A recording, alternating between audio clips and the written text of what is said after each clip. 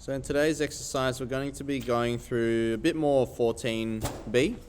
I know I just threw kind of the question directly onto you, or just the skill, to see if you can apply this skill here.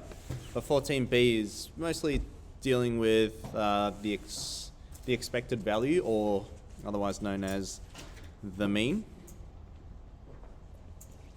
or the variance, which is sigma squared, but that builds on and you end up with the standard deviation, which is just the square root of the variance. The definition stays the same. Okay. In 14b, we talk about this idea of the binomial distribution. Now, we know that we can represent it as a table. We can also represent it as a graph as well. Okay, and keep in mind that this is a discrete graph. A discrete graph means that it's not continuous, right? So you don't see the lines joining up. If the lines do join up, then it's continuous. Okay, however, it's discrete, and that's why you see they are only represented by dots along the distribution for the graph. It's only at this point. It's only at this point, okay? The red lines are there to just show you that these values, these points, line up with those particular values. In fact, those red lines shouldn't even be there, okay? There should just be discrete points on the graph. Now, I've just taken this straight out of the textbook here, because what we want to kind of see is that when the value of n changes, or particularly, with the value of p, okay? So the probability of success, or what we're focusing on, you will notice that there's some sort of skew that occurs when you change the value of success, okay? The probability of success of something. So depending on what scenario you look at, if your probability of success is 0.2, then you expect to see that the scores would be lower, okay? And what actually happens is this distribution kind of spreads out this way. Now, we can represent this as you can see n is equal to 20. We can represent this as a table if we wanted to, okay? In order to find out what those probabilities are, you can actually do a calculation of these values, okay? You would go to menu, 5, probability. We're looking at distributions, and we're looking at binomial, right? We have ABC, PDF, CDF, or inverse binomial. Now, we don't need to look at the cumulative. We want to look at the point. And notice here how the x value says that it's optional. I'm going to leave that blank. Okay, so if I press tab and I press tab again, I get to OK, I press enter. You'll notice here that there are 20 values all the way down. If I go here and I keep on scrolling across, right, that's one value. This is the second one, third one, fourth, fifth, and I can keep on scrolling and scrolling and scrolling. Okay, each of these values here have some sort of significance, and my goal here is to kind of show that to you. Now, I want to see if I can express this as a table, so I'm going to just test something here.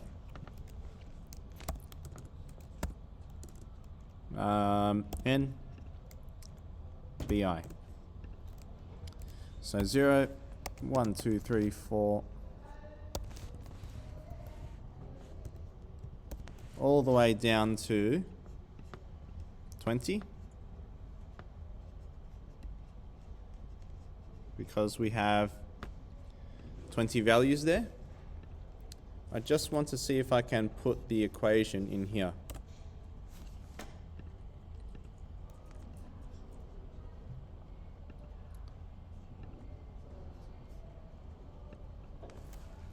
there's 20 trials, and the probability of success is 0.2. You can see here, all of these values here are associated with whatever n value is. And if I take a screenshot here, whoops, I'll do this here, a scrolling screenshot. My apologies, one moment please.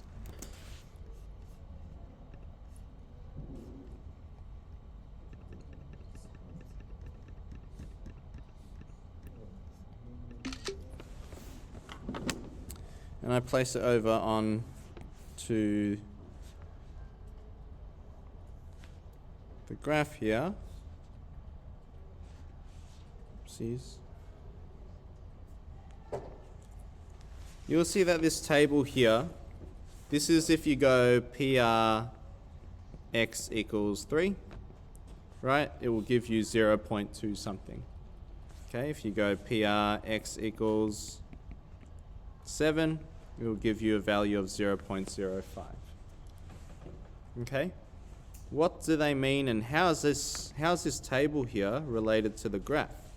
Well, if we look at when x is equal to 3, we have 0.205, which is right there. 0.21. Okay? Usually we represent this entire table here as PR x equals x, and the x values go on top.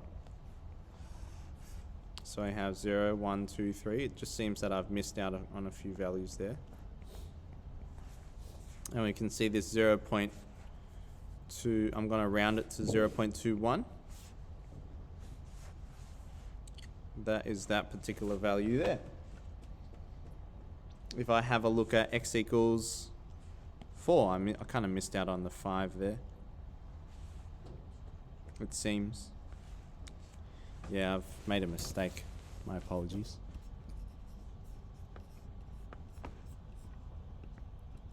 Zero, 1, 2, 3, 4.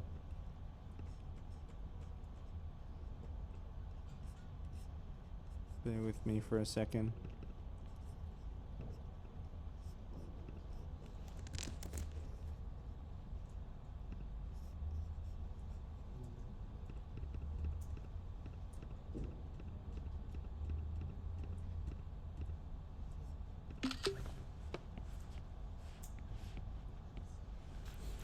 Let me just get this back up.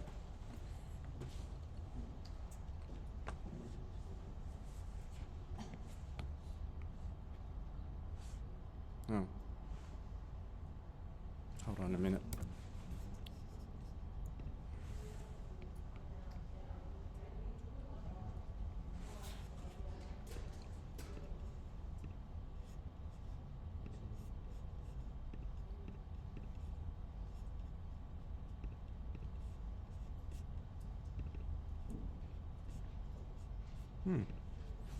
Doesn't seem like it wants to take that screenshot properly, but that's okay. You can see here that if I continue on, this one here should have corresponded with x equals, did it correspond with x equals 6? It must have. Because if you look at this one here, you look at this value here, it corresponds with a value of 0.11.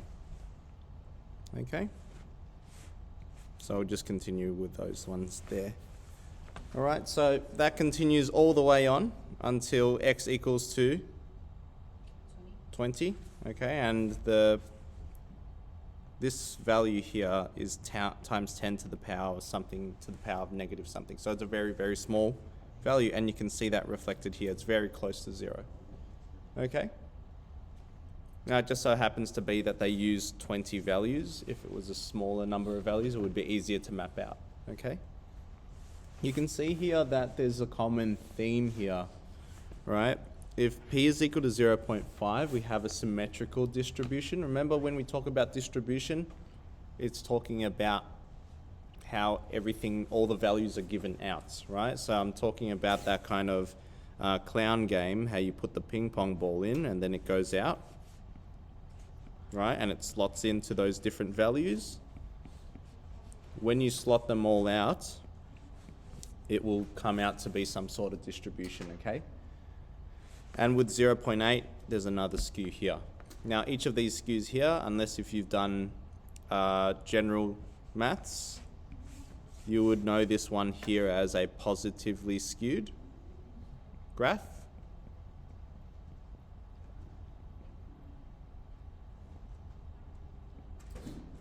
And the way that we know that it's positively skewed is we talk about the tail. The tail tapers down, okay? So if the tail here points in the positive direction of the x-axis, so greater values,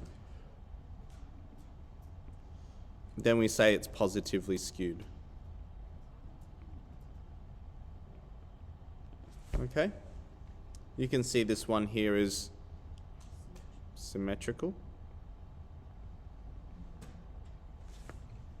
Or we say it's a symmetrical distribution. And this one here is called a negative distribution. Negatively skewed. Because, again, the tail goes towards the negative side. Okay? So that there is potentially an exam style question. All they'll provide you with is the n value and a p, and then they'll say, okay, which graph does that belong to? Okay? They'll give you 5 different options, and then you have to pick which one is the most representative. It's kind of like identify, okay?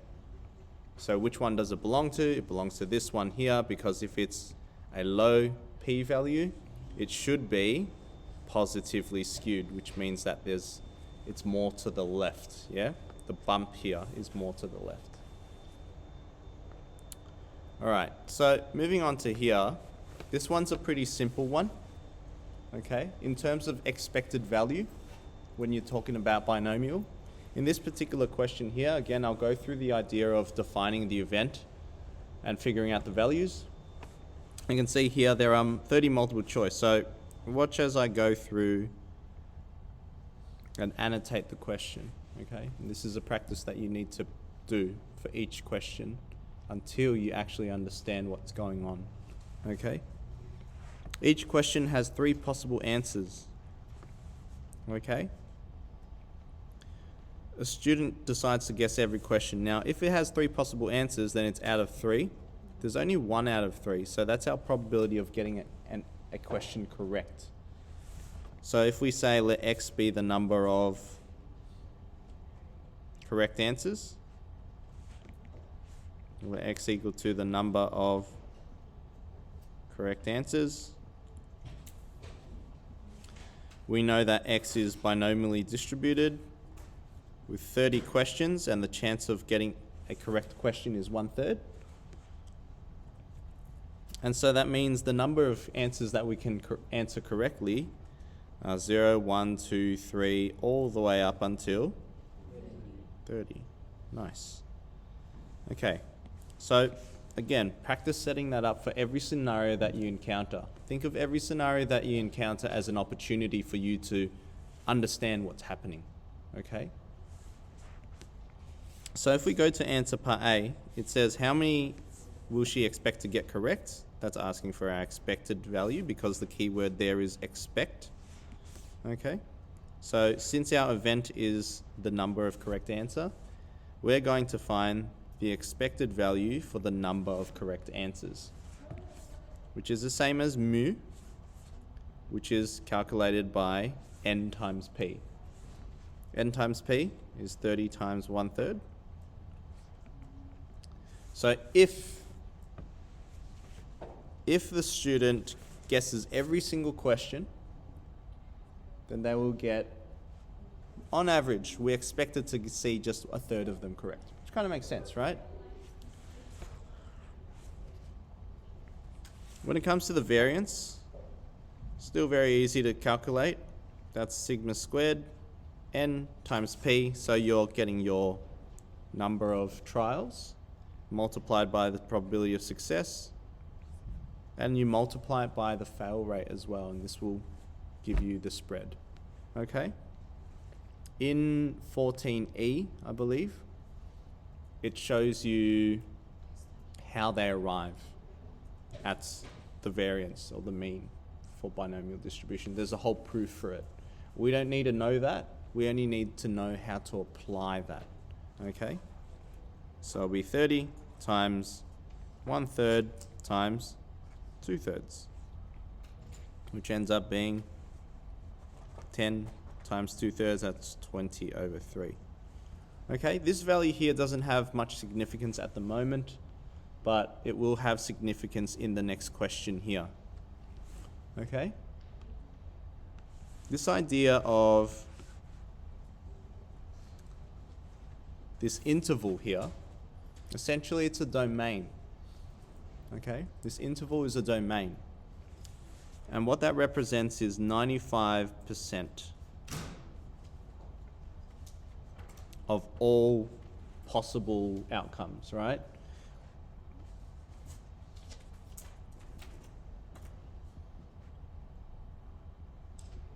Now, instead of saying all possible outcomes, we know that this is a binomial event, right? Let's see how it's a binomial event. The probability of contracting influenza this winter is known to be 0.2. So what's our two outcomes? Either you, right, so you get the flu or you don't get the flu, right? You can see that there's two outcomes there, therefore it's binomial. And so here you can see that p is equal to 0.2. When we say 95% of all possible outcomes, we can say 95% of the binomial distribution in this particular case. Okay? What other kind of information can we identify here? Of the 100 employees, right, that represents N. How many would the owner expect to get influenza? We notice a key word there. Keyword is expect. So we need to calculate E of X. E of X in this case? E of F. Okay. So there goes, we need to, here's an opportunity for us to define what the event is. So instead of saying X, we're going to say let F equal to the number of employees that contract the flu. Okay? So we know that the event of F, or this idea of catching the flu, is binomially distributed. What's our N and our P? Okay, so lay out all the information there. There's one piece of information, there's two pieces of information there.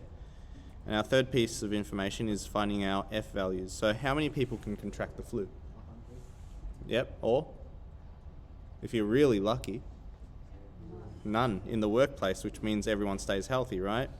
So we start from the lowest value, keep going all the way up until, and this is why I put a comma, dot, dot, dot, which means that we show that it continues all the way up until 100. So if you find the expected value, what does that show in this section here? Which variable?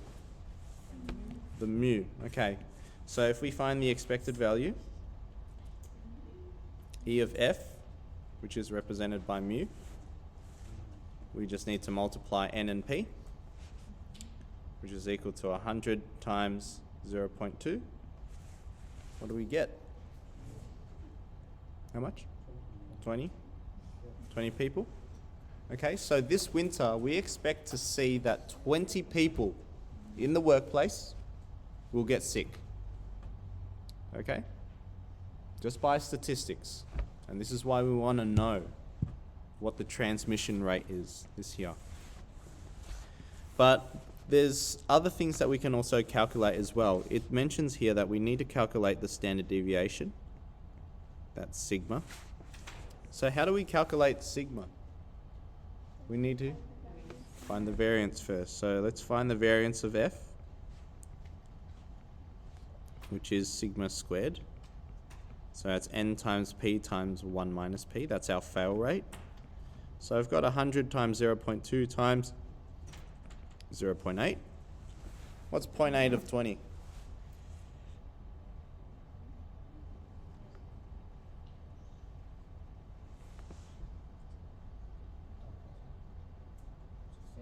$16. Good. And so we can find the standard deviation now of F.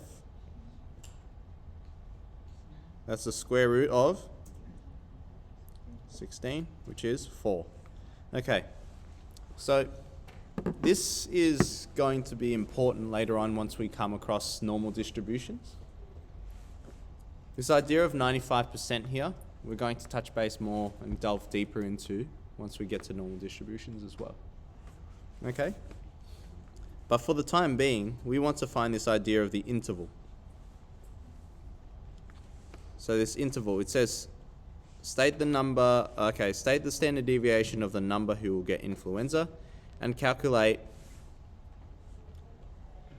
mean plus or minus 2 standard deviations. Okay? So we go to calculate that first. Let's calculate the mean plus 2 standard deviations, and we'll also calculate the mean minus 2 standard deviations. We've got those values there, right? 20 and the 4. So I just plug that in. 20 plus 2 times 4, which is 28.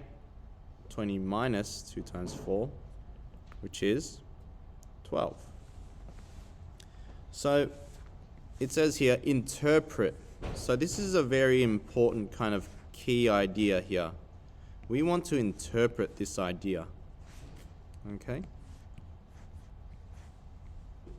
What does this mean? So if we say 12 to 28, because that there represents this idea of the mean minus 2 standard deviations and the mean plus 2 standard deviations. What this represents here is 95% of the workplace. In the context of this question here. Okay? So how would I interpret that? I would say, therefore, this winter, we predict, or we can say that we are more informal, okay? We are 95% sure that 12 to 28 people or employees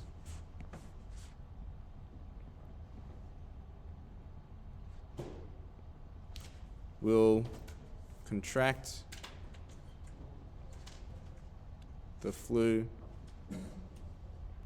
in the workplace. That's what this means. Okay? Have a look at that, think about it. So this idea of 95% interval, there's another kind of phrase for it as well. Wait, sir. Yes? So don't you need to know normal distribution to see, like, to know that it's 95%? Yeah, I was gonna ask, how would you Yeah, know well, that that's because we don't know 95%? that, because it's like 2 minus 2 is gonna be. Approximately. But you only saw this mu Yeah. minus 2 Mhm. sigma, Mm. and you you said that's 95% Darwin, right? But it's in the first It's one. not the normal distribution. But Yeah, so I'm just introducing that to you now. I'm introducing this to you now. It might seem like a foreign concept now, but I'm telling you that the further that we delve deeper into this in chapter 16, you'll come to know and just know that if it's 2 standard deviations above and below the mean, or from the mean, it will be 95% of everything. Okay? You'll eventually learn it. You'll eventually learn it. Okay? So this number of 95% feels like it's coming out of nowhere at the moment, but just know that we will be able to find out very soon, in chapter 15 even. Okay?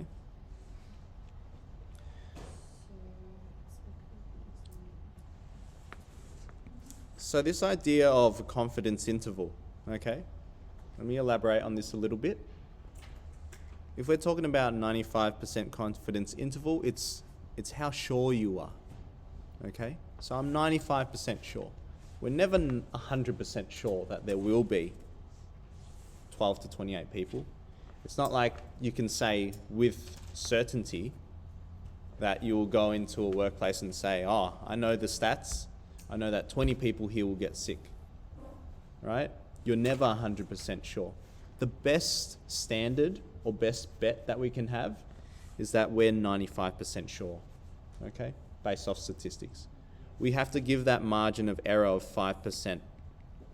That's when we talk about margin of errors, right? Because anything can happen, right? Touch wood, what if the school burns down? You know, there's no workplace left. Unlikely, but that's within the 5% margin of error. Does that make sense? Okay, so we're 95% sure, but even though if we expect that there will be 20 people who get sick in the workplace, again, we're still not sure. But we can say that if we expand it out a little, give ourselves some breathing space for error, we can say that we're 95% sure that there will be from 12 to 28 people who are most likely to catch the flu in the workplace. Okay? So when we talk about probability, there's never, in real life, there's never 100% certainty. There's only if it's probable. Okay? And that's where the interpretation comes in. And this is very important for things like the SAC. Okay? Where you have to interpret and understand what the numbers mean. Okay? In 14C here, so I'll give you, do you want a bit of time? I'll get you a question here from the textbook, just to practice that idea here.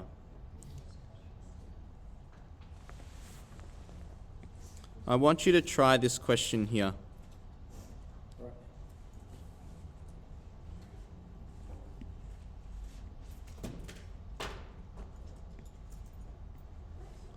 I'll give you some time to do this. So this is from exercise 14B, which is going to look at this kind of. Make sure you go through and you annotate if possible. Or if you can't annotate, then at least write down what your N and your P is and so on and so forth. Okay? I think I'll put this question. Hold up. Sorry, I'm going to try to put it on the same page so you can actually see this working out here and kind of make a comparison.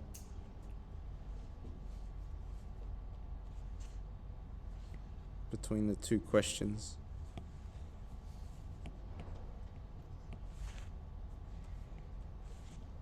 Don't know if that's going to be big enough. I'll try to shuffle things up a bit more.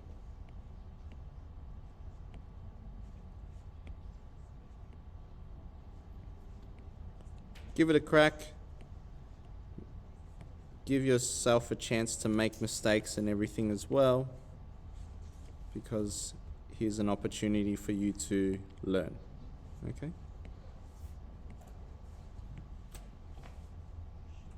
Is that large enough? Yes, sir.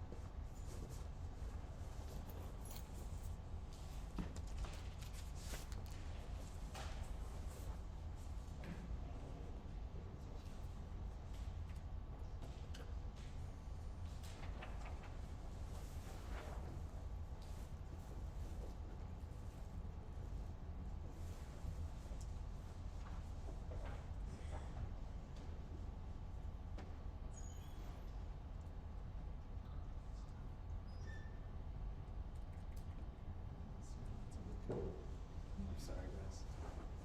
I'm going to actually zoom in a bit more. Um,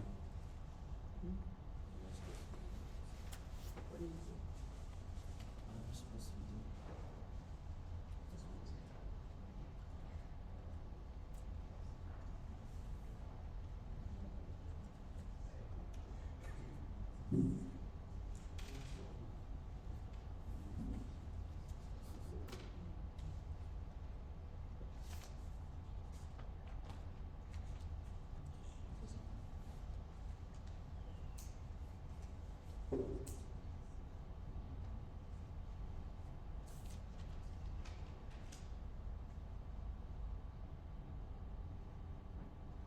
place to start is to probably define your event.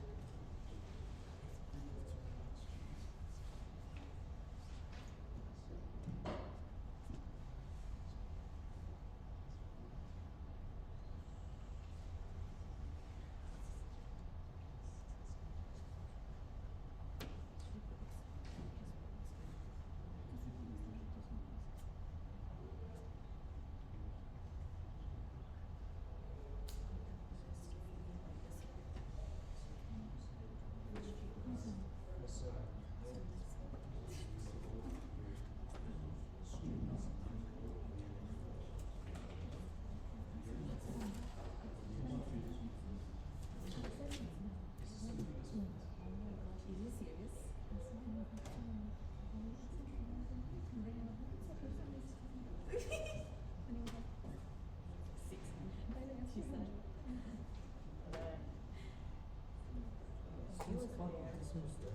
Once you've done this question, or if you've already done this question, you can move on to doing the worksheets.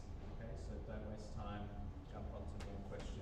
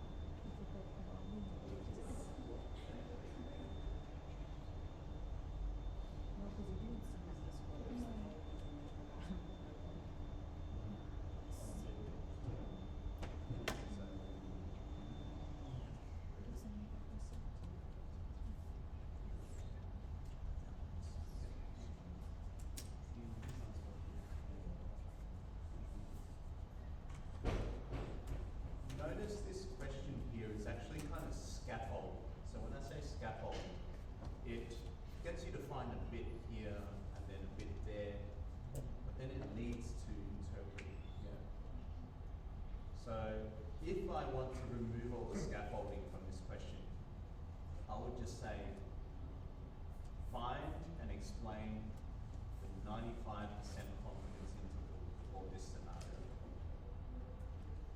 And that would mean that you have to find the mean, you have to find the standard deviation, and you have to find the mean plus and minus 2 standard deviations. Then you go to interpret it. Does that make sense? So this one's really scaffolded, it breaks it down. The non-scaffolded version would just be, okay, here's the scenario, here's the p-value, here's the n-value. Now interpret it or give a report stating the 95% confidence interval and what that means. Okay?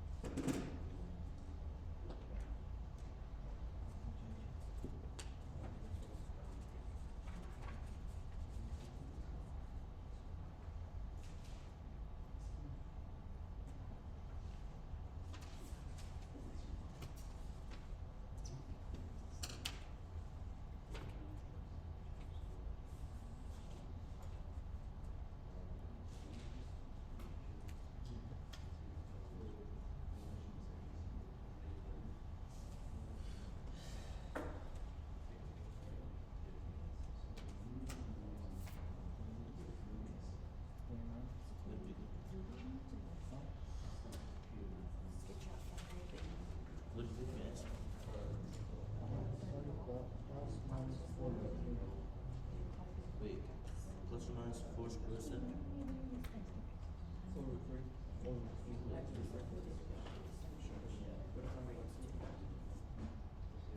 Yeah, sorry.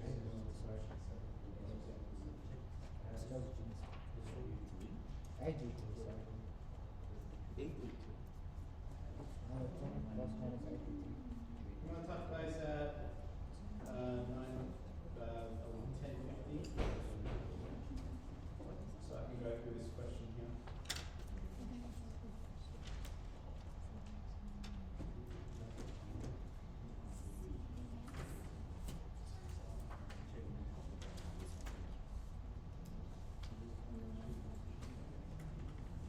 Takes your time.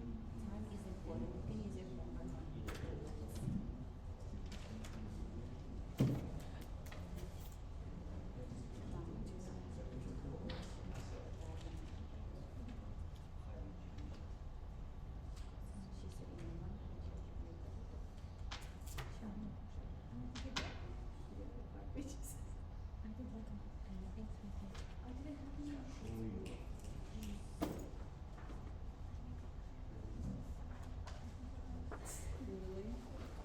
So some of you may be still working through it, but you're making good progress. Maybe.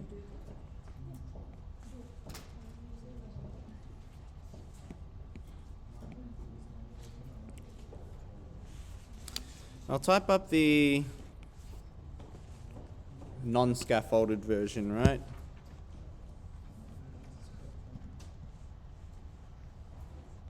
Whoops.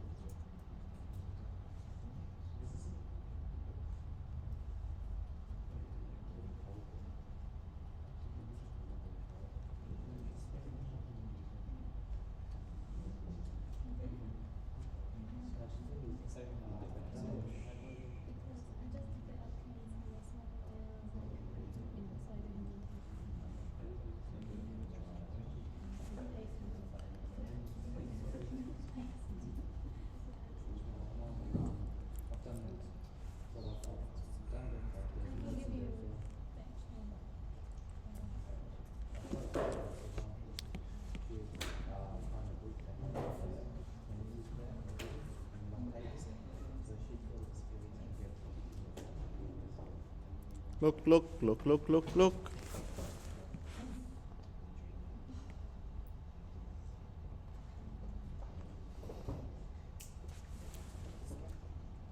Non-scaffolded version. If I throw this in a sack, your clue is 95% confidence interval, which would mean that you have this section and this section. Okay? Which means that we need to find out the mean and all that. Okay? So I'm going to say I'm going to set it up first. So if I do a full report, I'll go top to bottom. Now, my question is, in an exam, would you go writing this out? In an exam, would you go writing that out? Yeah, very briefly, right? Maybe no. Maybe the middle one. Maybe this one. Or maybe not even, because you would have already labeled it. Okay? Would you write this in a sack? Yes. Yes. Because? I want to see this time. Okay, good. Communicate. Yeah, communicate as much information as possible. Okay, so yes, I would expect this in a sack. However, in an exam, no. Okay? So let's say if this is a sack question, okay? I would say let the event of X be the number of students. It's not just any number of students. We're looking at students attending government schools. We know that you either attend a government school or you do not attend a government school, okay? So therefore it's binomial. There's two outcomes, right? We know that there are 200 students and there's 60% chance. Now, we don't express the p-value as a percentage. We represent it as a decimal or a fraction. How did I get that fraction? Some of you might prefer a fraction, and that's absolutely fine, okay? It'll be 60 out of 100. Simplify that to 6 out of 10, which is 3 out of 5, okay? You've also got n is equal to 200 here as well. Okay, so I'm going to go ahead and use 0.6 for the sake of this. Actually, I'll use a fraction, 3/5.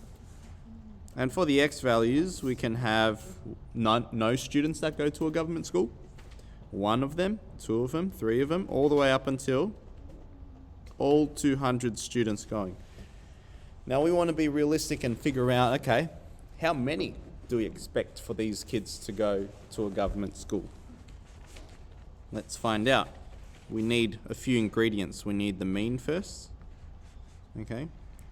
Now notice here we could just write mu, but I'm going to write mu and e of x just so that you can see both terms. You make that association with the two letters, okay?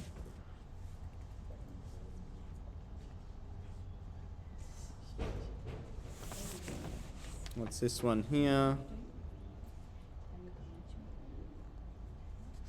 That's 120. So you would expect that out of the 200 students, 120 of them would go to government schools, okay? And the remaining 80 would be from private schools or independent schools or Catholic schools.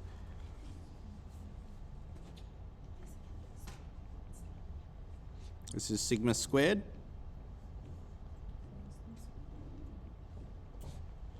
So it's 200 times 3/5 times 2/5, or 0.6 times 0.4. That's 48. So the standard deviation is the square root of 48, which is approximately... Wait, hold on. What's the square root of 49? 7. So what's the square root of 48? 6.9 something, really close to 7. Okay. Now, approximations, yeah? Yes. Well, we are talking people, right? I'm going to have 6.9 people. That's not accurate. Yes, sir, that's not accurate. You can't just make up the student from limbs, you know. Oh, that's fine. No, don't round it down. Keep it as like 6.9 or 7. Or 6.9 student. Yeah, because again, like with this 95% confidence interval, is it exactly 95%? No, it's all approximate, yeah? When you talk about the 95% confidence interval, it's all approximate. Make sure you use the roughly equal sign. Okay, so from here, you can go calculating the 95% confidence interval. I'm just going to give you an alternative here. CI here stands for confidence interval, yeah?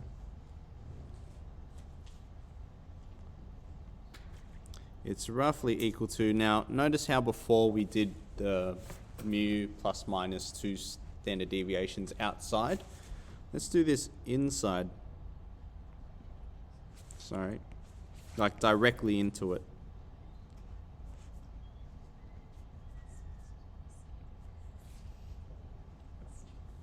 So we have our ingredients here, 120 minus 2 times 7.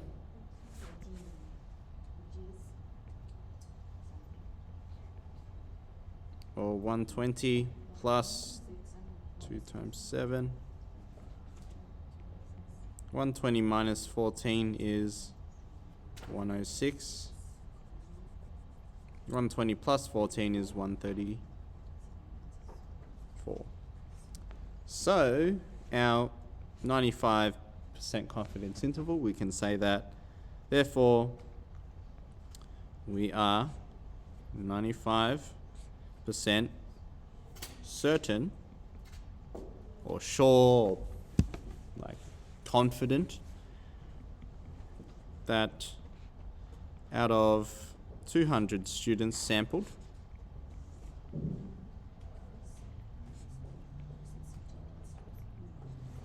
there should be 106 to 134 students that attend a government school.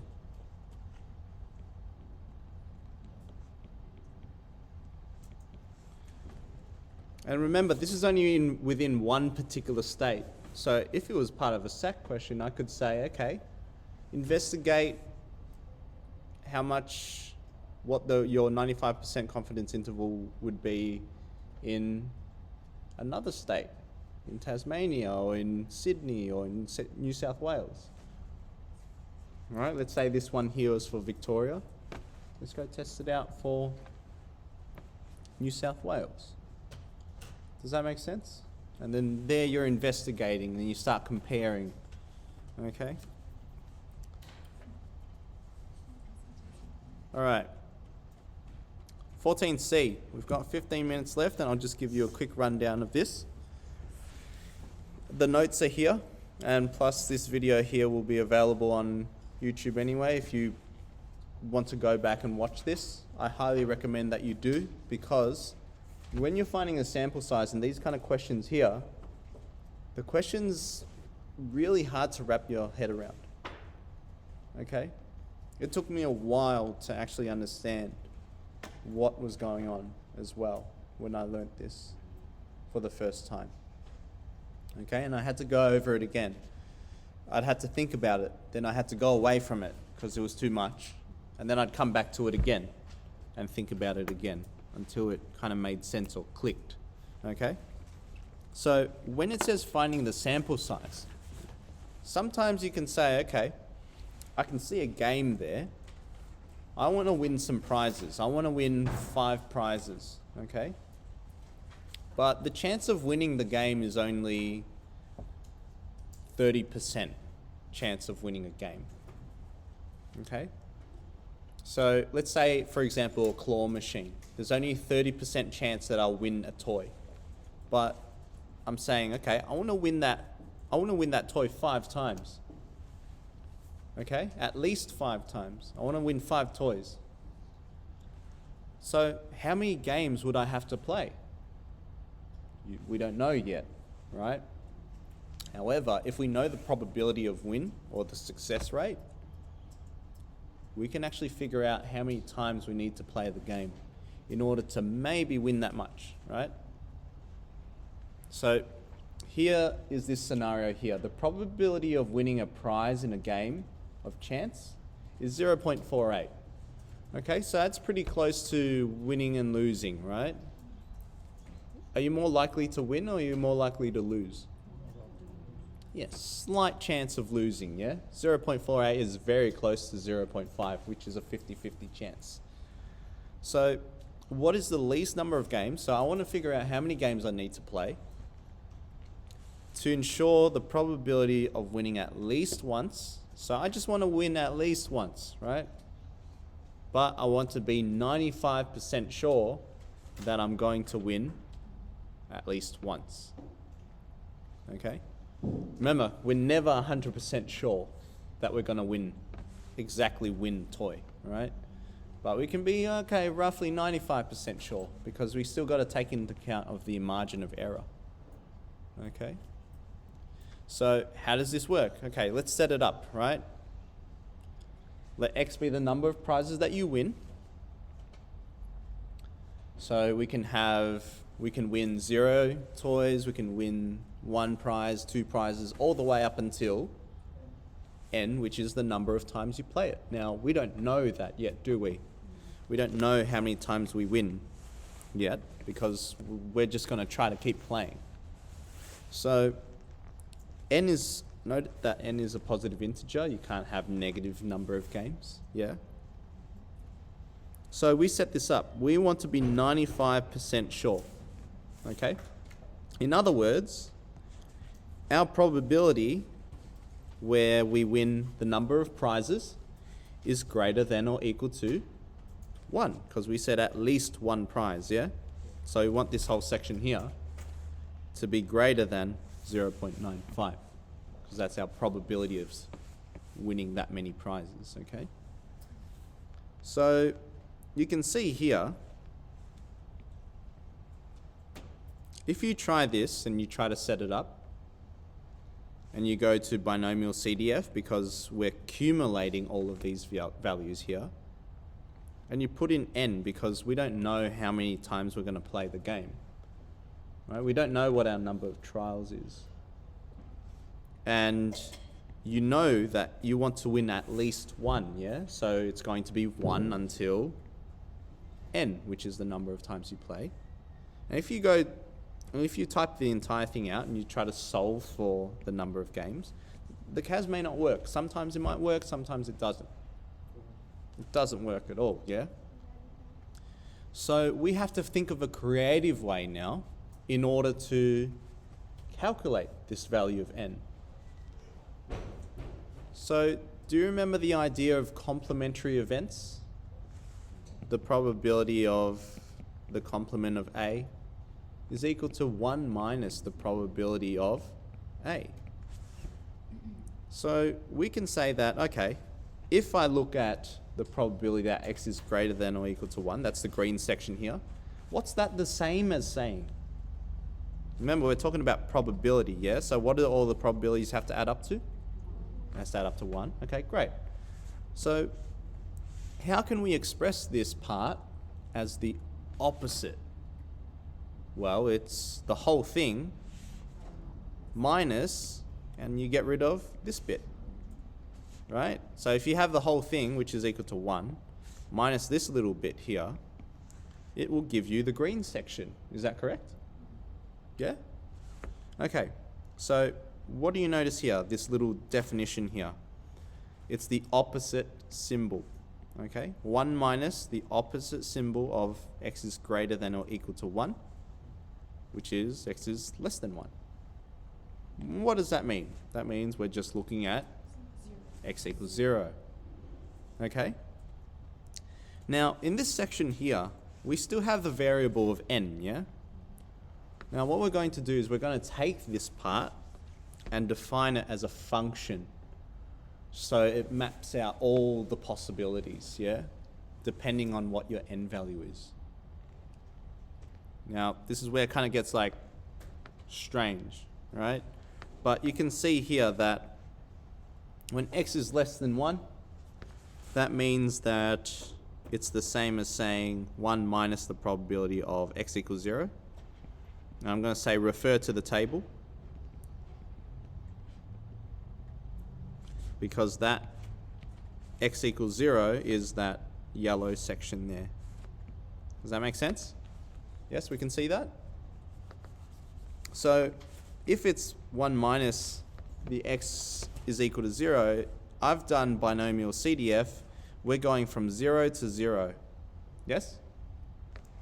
And we still have n here as our unknown. Yeah? We still don't know what n is. Okay? So I've just expanded upon this definition to this one here. Now, what do you think I called it f of n? Sorry, b of n.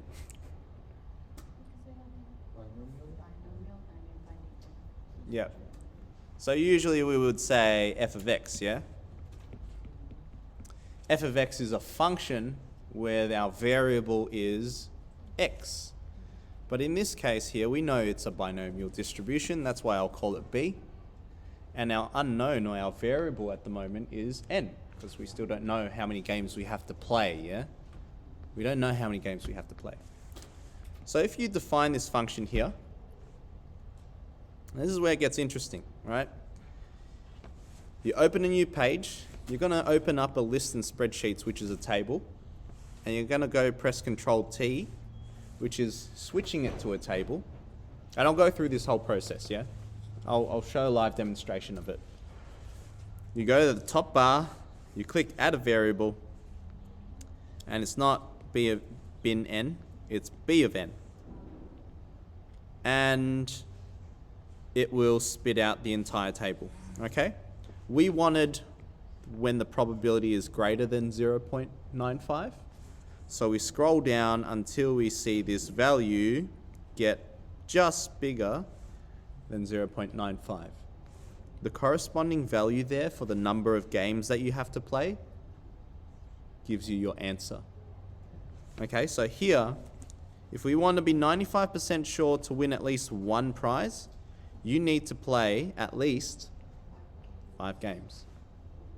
Can you do this by hand instead of calculator? No. Okay, good. This is not this exercise here, 14C, is not a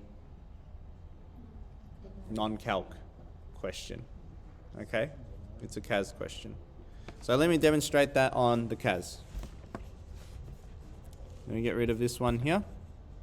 So why would you have B?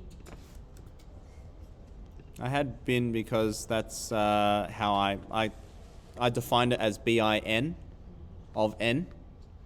So bin stood for binomial. That's what bin meant. At first when I saw bin, I was like, what, trash can? Okay, so here we know that we need to define. So menu 1, a binomial distribution. We don't know what our number of games we have to play is, but we know we're going to define the complementary event, which is 1 minus, yeah?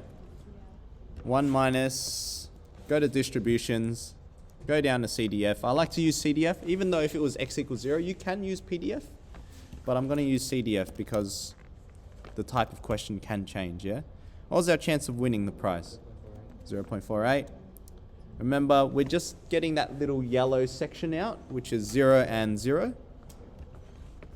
So once it's defined now, notice how that's a function now because there's a variable inside it, yeah? We're going to open a new page. We're going to go to list in spreadsheet, which is number 4, so I'm going to press 4. Now this is not a table yet. So it's a spreadsheet. So we go to menu 5 and table. Otherwise, you can press Control T. That's a shortcut. Okay? And notice here, I didn't even have to press the drop-down menu, but you can see the arrow there in the top corner. If I click on that, it'll say, oh, there's a function there. Oh, it's B. B of n. Okay? And you can see what our definition of B of n is there as well, because we've defined it. So notice here, why do you think there's an error here? What does that mean? Negative Yeah, you can't play negative number of games. Can you play 0 games? So what's your chance of winning if you play 0 games? 0 prizes, right? Yes. So if you play 1 game, then your chance of winning at least 1 prize is 0.48. Okay, that's if you only play 1 game, which makes sense, right? If you play 1 game, then you might win 1 prize. And if you win 1 prize, it's 0.48% chance of, 48% chance of winning, yeah? If you play 2 games, what do you notice? Your chance of winning more than 1 prize increases now. Then if you play 3 games, it increases again. 4 games, it increases again. If you play 5 games, now you're getting not lucky. It's like your chance of winning increases, right? So now you're 95% sure, at least, yeah? You're roughly 0.95 or 95% sure that you're going to win at least 1 game. Mm-hmm. No, you can never, because you can never be 100% sure that you win. Yeah, I guess it approaches, but yeah, if you actually explore, it gets right. Yeah, you could be the most unlucky person in the world. You'll never win. What's that? He wants you to go to 50. You want to go to 50? Ah, I'll show you a shortcut. Menu? Actions? Not, sorry, table? Edit table settings? Table start, 21. You want to jump to 50, you type 50 there. Press OK. Jumps to 50. Whoa. Okay, let's say if I want to go back to 0 games, yeah? N equals 0, yeah? Menu? Table? Edit the table settings. We're playing around with the table, yeah, which is 5. And we're going to start at 0 again. So when n is equal to 0. There you go. Go back to 51. The chance of winning is 1. 1, basically. So But isn't it like if you play 50 games, well, yeah, essentially 0.999999999. But still, there's never absolute certainty. But look, honestly, if you play 50 games, surely you'd win once, right? Unless if the machine's broken or something. Yeah, unless if you're doing it wrong, then The other team might have just didn't go like a prize for them. maybe, and that's where the margin of error lies, yeah? It's gonna happen to Muhammad. He's gonna play 50 times, but never gonna win. Burn. I just learned that from this. Can I just go through this question here? I'll quickly explain it. So Monique is practicing goaling for netball, right? She knows that from past experience, her chance of making 1 shot is about 70%. So she's 70% sure that she'll make the shot, right? 30% sure that she won't. She'll miss it. So that's pretty good. Her coach asks her to keep practicing until she scores 50 goals.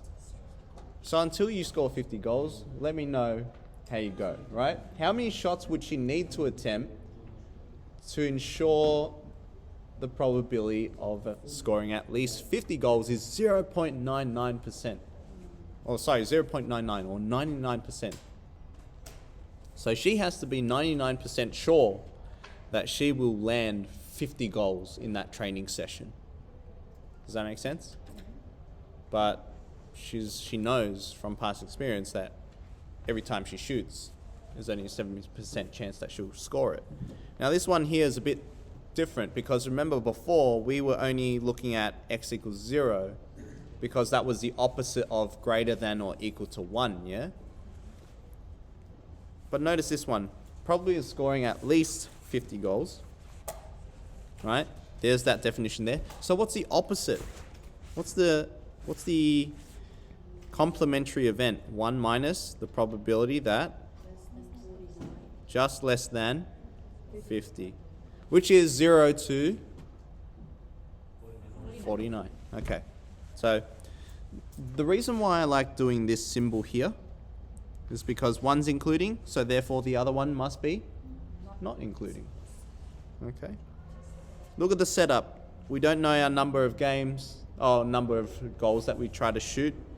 We know that we go all the way up until 50, but then we have to keep going because we might miss. So we have to keep shooting. Look at the end. Okay, so that number there we're going to store in our head because we want to look at the table later on, yeah? Look at the table that we draw out here. It's 0 all the way up until 49 and 50, yeah? And then we can keep going until like 100 shots, 1,000 shots or something. So you can see here the idea of complementary events, right? See how we talked about, well, it's 1 minus 0 to 49, yeah? So notice how when we define our binomial cumulative distribution, it's 0 to 49. 1 minus that, yeah? Because we're talking about the complementary event. When you go to map that up,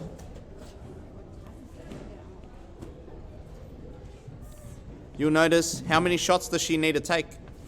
86. Oh my god. 86, because this is 0.99 now. So if in that training session, her coach says, okay, I need you to score 50 goals and then you can go home. She is 99% sure, confident in herself, that she will score at least 50 goals after she shoots how many times? 86 times. Take some time, watch the video again, think about it, what it means, try a couple of questions from the exercise. You've got this. I'll see you tomorrow. We start chapter 15. Thanks, everyone.